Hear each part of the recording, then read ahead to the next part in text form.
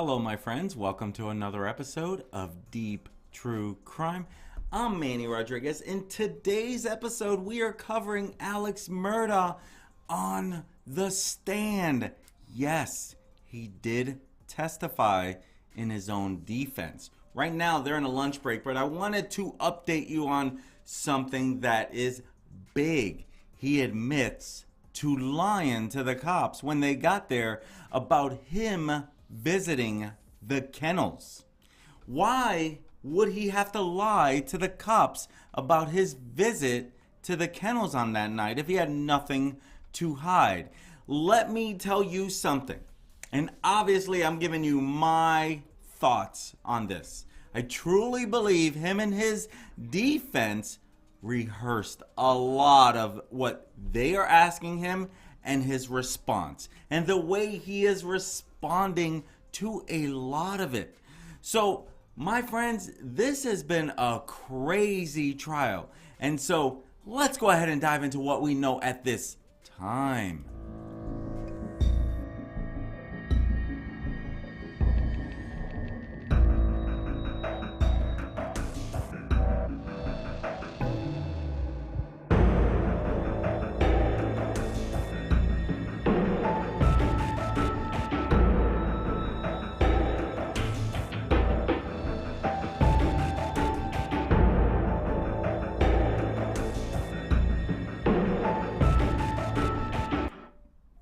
Murdaugh claimed that he got back from visiting his mother to find Maggie and Paul dead.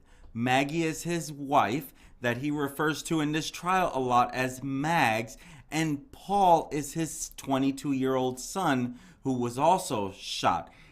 In trial, he is referring to Paul as Paw, P-A-W, And before all of this, you haven't heard all these nicknames as he continues to refer to Maggie as Mags now and Paul as Paw. Kind of like they're his terms of endearment, or at least they refer to him as well in their own term of endearment. And so Alex Murdaugh, he recalled dashing back and forth between the pair's blood-soaked bodies as he called 911, checking his son for a pulse and touching his wife's waist. When he was asked by the defense attorney, Jim Griffin, if he blew his son's brains out with a shotgun or whether he took an assault rifle and fired into Maggie's head, Murdaugh answered both questions saying, "I did not." That is what he shared while in court today as of this video. The state, they say that Murdaugh killed Maggie and Paul to distract from his financial crimes, which were coming to a head like a gathering storm, as they described it. You see, he had stolen more than $10 million from clients and partners at his law firm since 2011 and had been confronted over the theft of $792,000 on the days of the murders.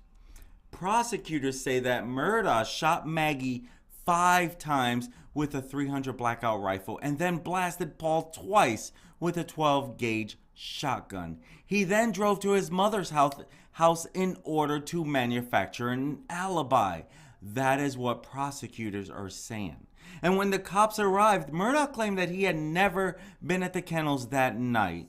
But today, he admitted for the first time that he lied about being at the murder scene before going to his mother's, blaming his opioid addiction for making him paranoid when faced with police.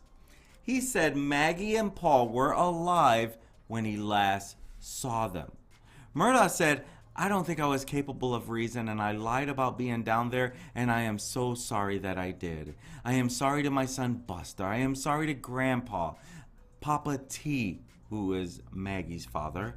Most of all, I am sorry to Mags and Paw. Again, Mags, Maggie, Paw, Paul. I would never intentionally do anything to hurt either of them. Ever. That's what he was sharing as he was sobbing during his testimony. I didn't shoot my wife or son. Ever. What do you think he means when he says, I would never intentionally do anything to hurt either of them? What exactly does it mean? He could see himself doing something to hurt them by mistake? Like, he threw in intentionally. I don't know. You could take that in multiple ways. I could see different ways that it could be said. But he would never intentionally hurt them. Maybe because of his drug habit, that would definitely hurt them, and he wouldn't intend. I don't know.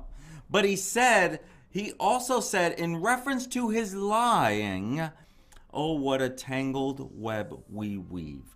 Once I told a lie, and I told my family, I had to keep lying. That's what he shared in the 911 call, which was played to jurors again this morning. Murdaugh can be heard saying, I should have known. He told cops that his son had been threatened and punched in the wake of a drunken boat wreck in which Paul's friend, 19-year-old Mallory Beach, was killed.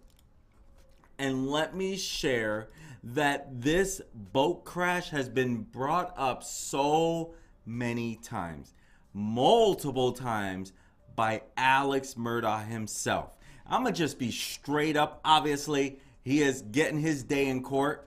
There is no doubt in my mind that he is going back to that, just like he did the day of the murder, to throw police off of his tail. No doubt in my mind that is his intention. I could be wrong, but I doubt it. And I'm sure he's getting his day. I'm sharing my theory. Okay? That's just my thought. But he shares on the 911 call, I should have known. I'm telling you, he was setting this up as a no way he could have anything to do with this. Because he told cops that his son had been threatened and punched in the wake of a drunken boat wreck in which Paul's friend, 19-year-old Mallory Beach, was killed. He shared in the interrogation that Paul was having a lot of problems with people. People were upset about what he did. His girlfriend even testified in this case about how he abused her. Paul abused her. He was not a good guy. We know that. We know that Paul had some personal problems. We know that this guy was privileged and beyond.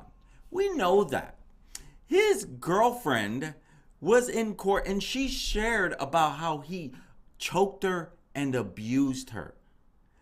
That's wrong 120%. We are not questioning how bad of a person Paul Murdaugh was. And so I could see why his dad would plan on using this as his scapegoat, assuming that they have the right person. He recalled speaking to his son's lifeless body. He said in court, I said, Paul, again, Paul, I should have known. Paul got so many threats I didn't take serious or think too much about. I was just telling him, Paul, I should have known. So he's saying that he's holding his son while he is dead, saying, I should have known they must have come after you. He's not even letting police do their work. He's automatically saying, I know who did this, the people who were upset about Mallory being killed. A lot of people are definitely upset, but I don't think that's what happened. Yeah, people probably were threatening Paul. People probably were upset at Paul. No doubt about that. But I truly believe that he is using this as his scapegoat. Is it going to work? We don't know. See, cross-examination has not begun yet. So the prosecutors have not grilled him yet. He's on court and his defense attorney has talked. The big stuff, what is going to convince the jury, is the next part, the cross-examination part. And so stay tuned for that, because that's going to be a big deal as well. And that's going to be over days, so you're not going to get those answers today. Now, when police arrived, one of the first things he told them was, I know what this is about. Again, the fatal boat crash is what he's referring to. Murdaugh was being sued at the time of the murders over the boat accident during which Paul was driving his father's vessel under the influence in February of 2019. Murdaugh admitted that he had been at the Kennels that night, which prosecutors had earlier proved with a video taken by his son Paul at 8:45 p.m.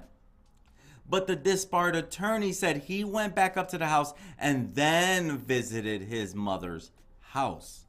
So remember, and I've shared this, that he said that he didn't go up to the Kennels, but then the Paul video had come out, about which was around 8:45 p.m. and you can hear his voice as clear as day that Alex Murdaugh was up there with him. Multiple people testified that that is his voice 100%. And so now he changed his story that he was actually up there and that he lied to the police. You see, his car was fired up at 9:06 p.m. and he drove to his mother's in Alameda, around 15 minutes away. The state says his wife and son were already dead by then, shot dead at the Kennels around 8:50 p.m. And that's why they truly believe they have the right guy. And now he's changing his timeline after evidence comes out that yes, you were actually at the dog kennels. Now he's changing the timeline on them.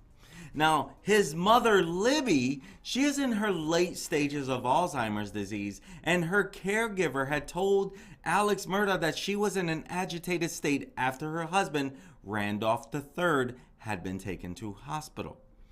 The Murdaugh patriarch, he died of cancer 3 days after Maggie and Paul's murders. Explaining his mindset that night and why he lied to police, Murdaugh told jurors that his addiction developed over time to the point his paranoia could be set off by anything. It might be a policeman following me in a car. That's what he said. He told jurors that when cops arrived at the scene that night, he had been advised by his attorney friends and family not to say anything. Alex Murdaugh said, "I am sitting in a police car with South Carolina Law Enforcement Division agent David Owen asking me about my relationship with my wife and my son, coupled with my distrust of SLED, South Carolina Law Enforcement Division. It caused me to have paranoid thoughts. Normally, I could take a deep breath, think about it, reason my way through it." He added, "Once I lied, I continued to lie." That's what he shared on the trial today. He was literally sworn in even before he spoke, basically before the proceedings, and then when it was time to talk, he was up on trial. And he made this last-minute decision to take the stand against the advice of his own attorneys following a night locked in talks with his defense team. In the latest twist in the Murdaugh saga, his defense attorney, Dick Harpootlian, told the judge earlier that, that his client wants to take the stand. That's what he shared. His client wants to get up there, and he is sure about it. So he literally said that he wants to be up there, right? Now, he lied to a lot of people, including his family, which is why he was literally, changing his story around. But he says he's sitting in the police car and he's a little nervous. He's worried. Normally, I could take a deep breath. I think about it, reason my way through it. He added, "Once I lied, I continued to lie." Now, during his testimony, Murdaugh refuted a series of claims made by the state, including that he asked his mother's caregiver to change her story about how long he visited his parents' house to match his alibi. And in testimony, he said that he talked to her and he told her, just tell the truth. Why in the blue moon would he have to even say that much? Shouldn't she know that she should tell the truth? You see, Shelley Smith said he was at the home for 20 minutes and that days after the murders, he instructed her that he had been there for 40 minutes. And he suggested Smith must have misremembered and told the court he was particularly careful not to speak to any witnesses in the aftermath because of claims that he had tried to fix the boat case after Paul's crash. Now, defense attorney Griffin also asked about the blue tarp, which the state says Smith saw him bring to the property. Prosecutors say this was in fact a gun residue covered blue rain jacket which was found at Murdaugh's mother's house after the killings. Now, Murdaugh, he testified of the tarp, and he had never seen it before, never touched it, and I don't know anything about it. That's what he testified. He claimed that the clothes he was wearing earlier on the day of the murders never became an issue until his lawyers proved the blood spatter he had on his t-shirt and shorts at the scene was a lie. Jurors previously heard SLED agent Owen admit that he had misled the grand jury that the white t-shirt had blood spatter on it. He said initial testing had indicated the presence of blood, but that further testing proved negative for human blood. Once they filed the documents and they proved that was a lie, all of a sudden the clothes I was wearing back on that day became an issue. That's what Alex Murdaugh said in court today. Jurors, they had been shown a Snapchat video taken by Paul earlier that evening, which shows that Murdaugh was in a blue shirt, long pants, and loafers. When cops arrived, he was wearing a t-shirt, shorts, and sneakers. Prosecutors suggest that he changed clothes after the killings. Now, they also asked him about him Googling a restaurant in Edisto Beach after discovering Maggie and Paul's body. He, of course, denied that. Prosecutors suggest that his phone records show he was not acting like a man who had just found his wife and son dead. But Murdaugh said that the Whaley search must have been from his history and is adamant he was not looking up the restaurant at the crime scene. Murdaugh made the last-minute decision to take the stand against the advice of his own attorneys, after, again, they were all up and you should not do this. And so his defense attorney told the judge that he indicated he doesn't need to talk to me. It hurts my feelings. That's what Dick Harpootlian had told the judge. The disbarred attorney was summoned by the judge to be sworn in. As you can see here, he was reminded of his Fifth Amendment right to remain silent, but confirmed he would be taking the stand, placing his hand on the Bible and swearing to tell the truth. And, people literally were lining up to get into Colleton County Courthouse as early as 3:30 in the morning over anticipation that reached the fact that he may be testifying today. And so they wanted to hear what he has to say, but more importantly, they want to hear the questions that the cross-examination, the prosecution's going to be bringing his way. Now, again, his lawyers were against him taking the stand.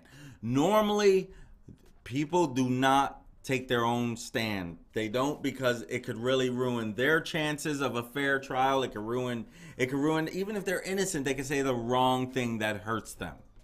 In a morning of a lot of high courtroom drama before the jury even came in, Harpootlian told the judge they wanted to first call another witness, and then if he continues to want to testify, then Murdaugh would be called.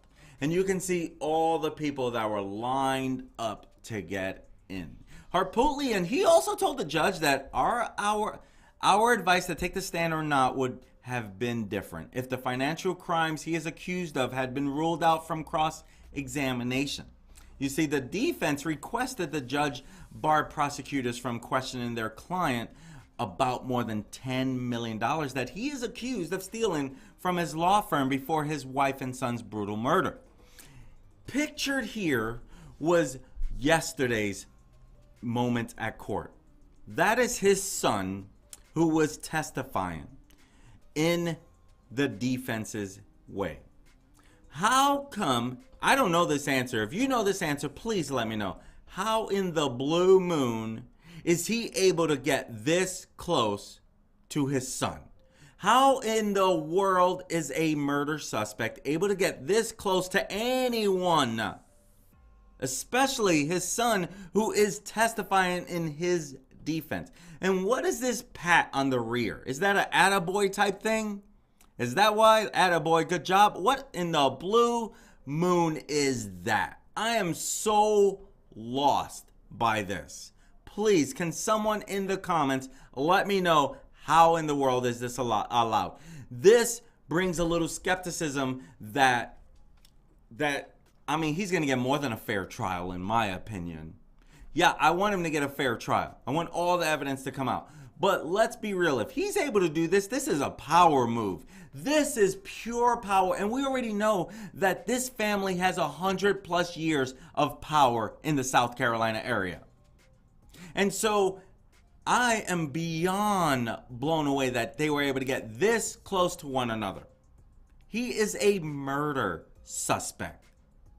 And he can give an attaboy to his son who just gave a testimony in his defense. I'm literally confused about that. Please help me understand that part, right? And so, you know, at the end of the day, we want everyone to get a fair trial, right?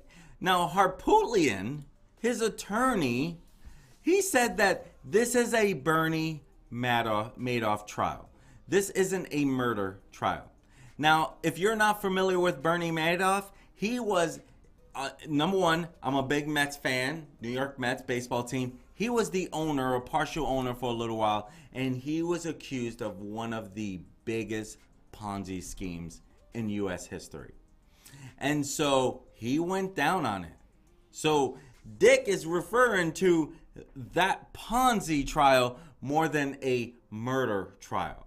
And he even warned the judge that the cross-examination would last several days, with prosecutors poring over his financial misdeeds in minute detail. So they're saying that there's going to be so much hit on this financial part of him, because in the prosecutor's mind, or their words are, he did this to take away from the focus of his fraudulent activities over many, many years.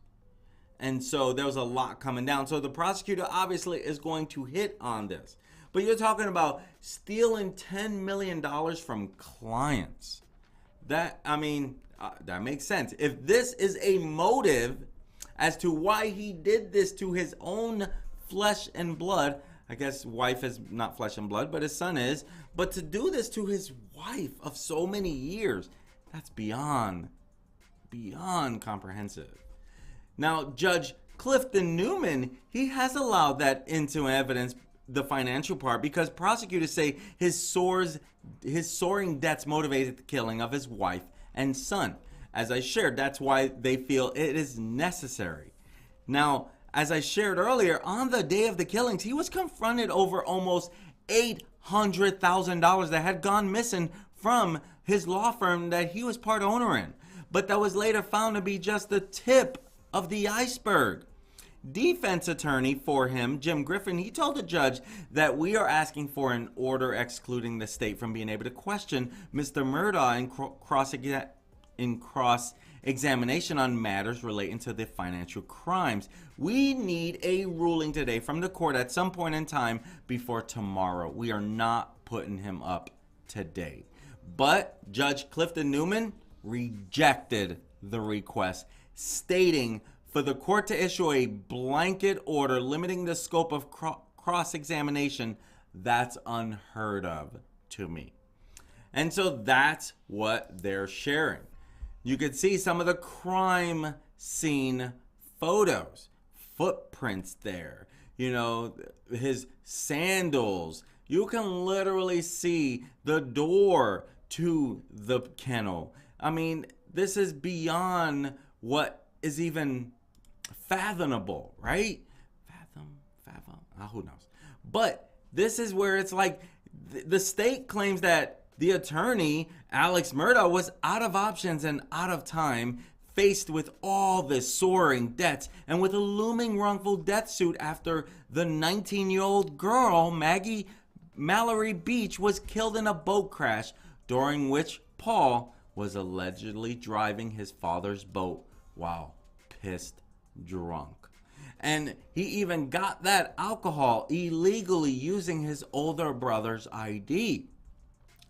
On the day of the murders, Murdaugh had been confronted over this $792,000 that had gone missing from his firm. And then in the months after the murders, it would be uncovered that he had stolen almost $9 million from clients and partners at his family's law firm, going way back to 2011.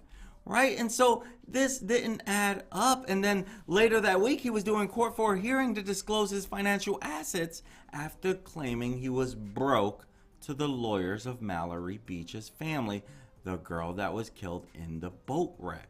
And so now, you know, when with him going on stand, this is a well-known, you could be shooting yourself in the foot with this.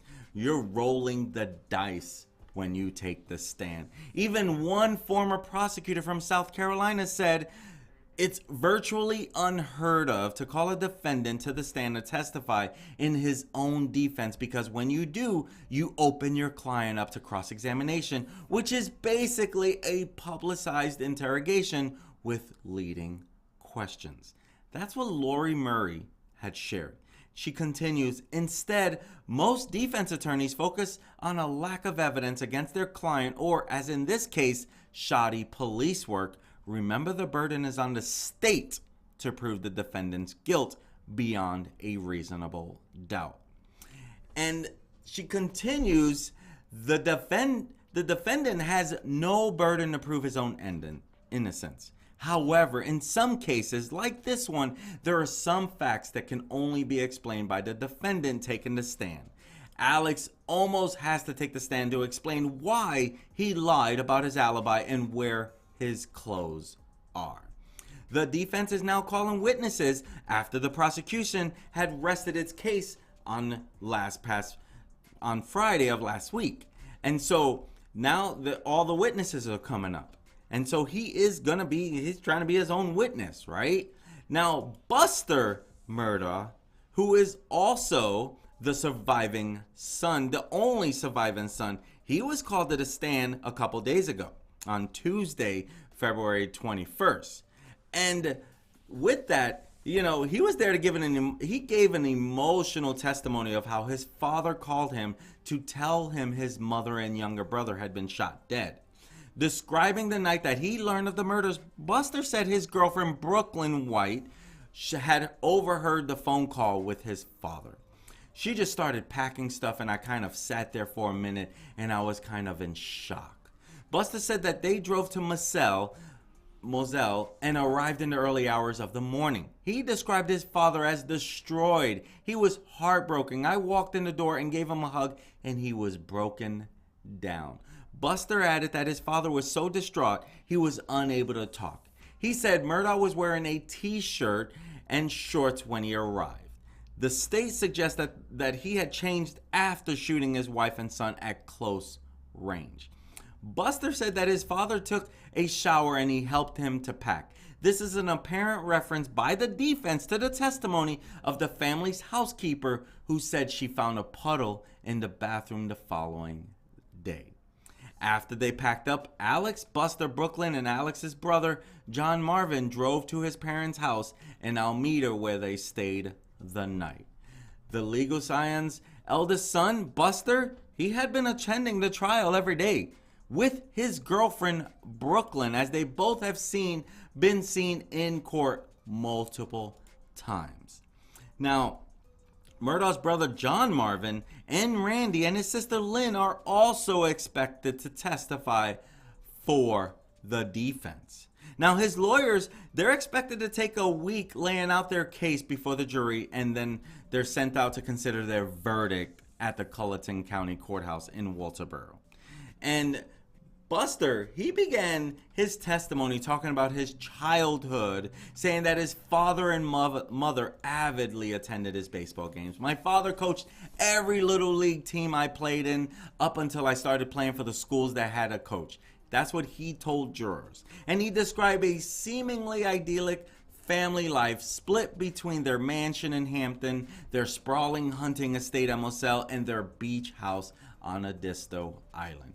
He said he spent a lot of time with Murdaugh's side of the family, grandfather Randolph, and the whole family. And he grew up, to him, he's describing a tight-knit family.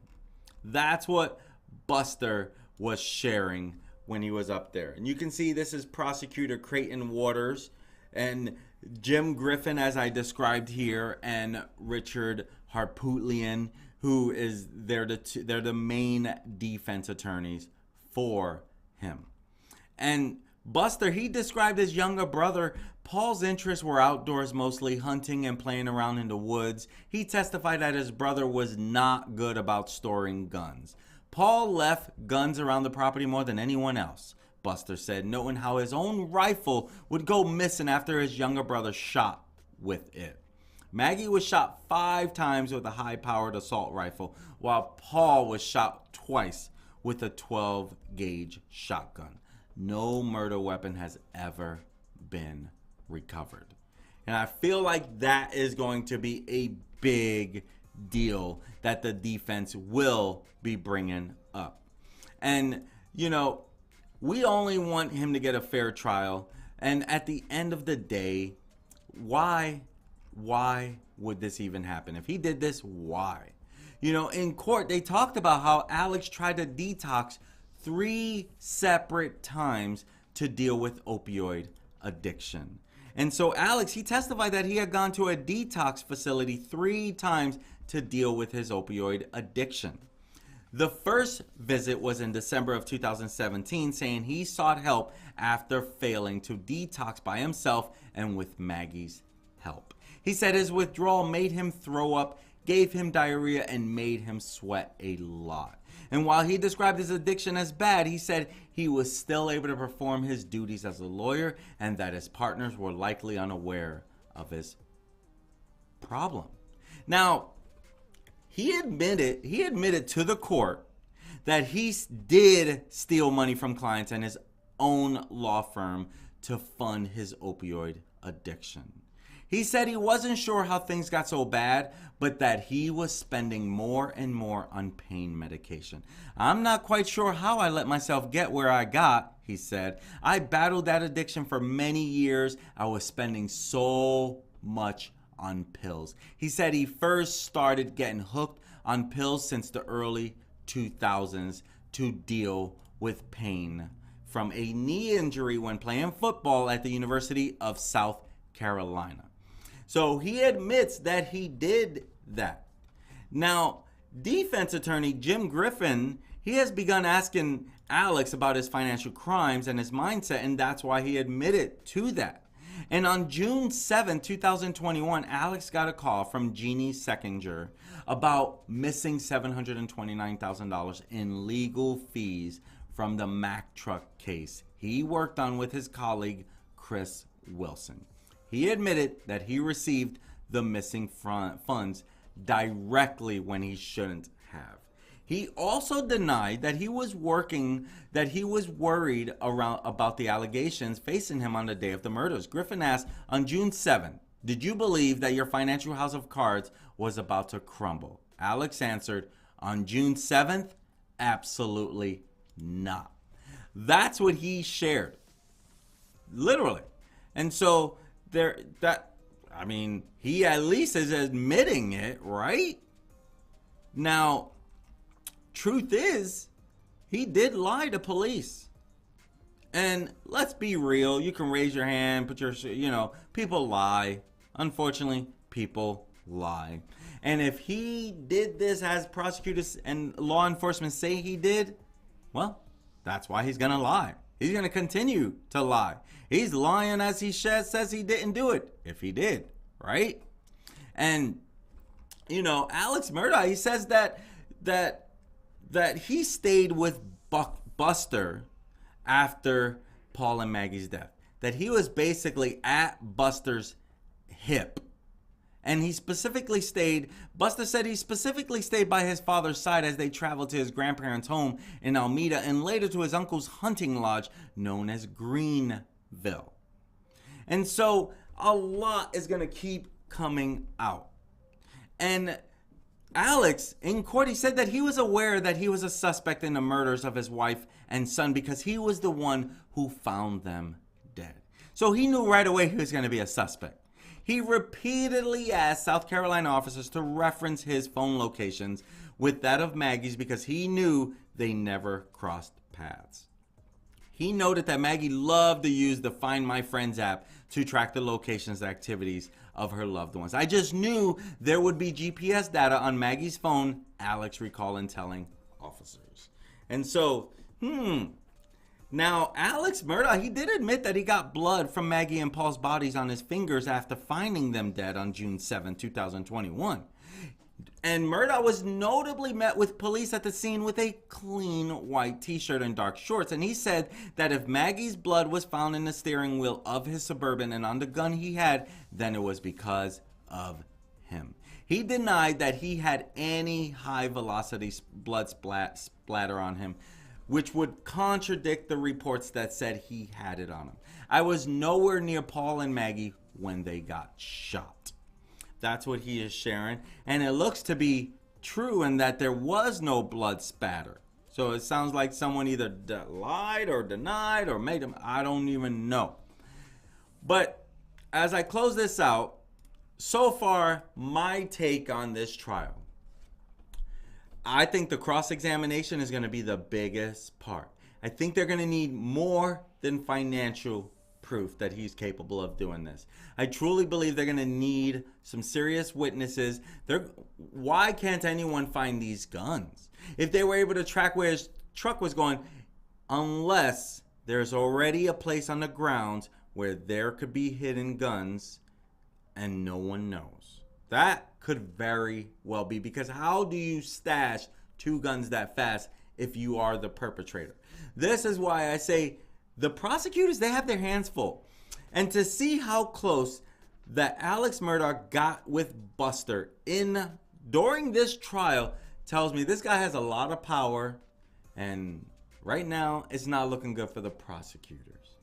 I'm going to say they're going to need some serious damaging stuff, because right now the jury, I don't think, has enough for a conviction. There still could be some more bombshell stuff that we're going to learn about. And my guess is we are going to continue to learn about new things surrounding this whole thing. You know, because as we know, Alex Murdaugh and Eddie Smith, his distant cousin Curtis Eddie Smith, they together were trying to commit a crime which would be life insurance fraud.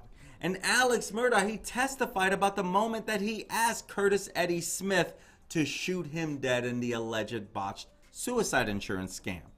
He said that at the time he felt that everything was coming undone and that he was afraid of the shame that would befall his family. I meant for him to shoot me so I'd be gone. He told the court about his plan with Smith. Murdaugh had a $14 million life insurance policy at the time, with his surviving son Buster being named as the beneficiary.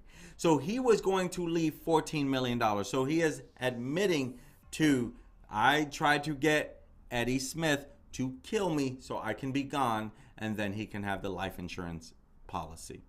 And so looks like he is actually admitting to that.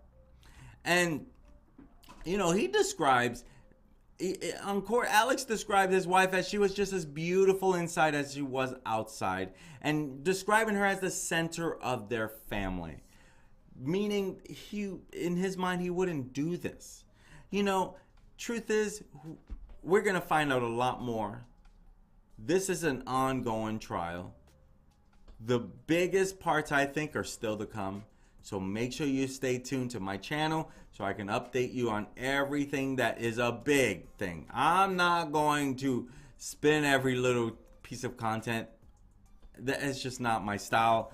To me, it's got to be relevant. Now, granted, if people are willing to watch it, then it's relevant, right? And so at the end of the day, I want to give you the good information, not every little piece of information. My friends, I'm Manny Rodriguez. Thank you for joining me on another episode of Deep True Crime. Until next time, my friends, peace. Have a great day.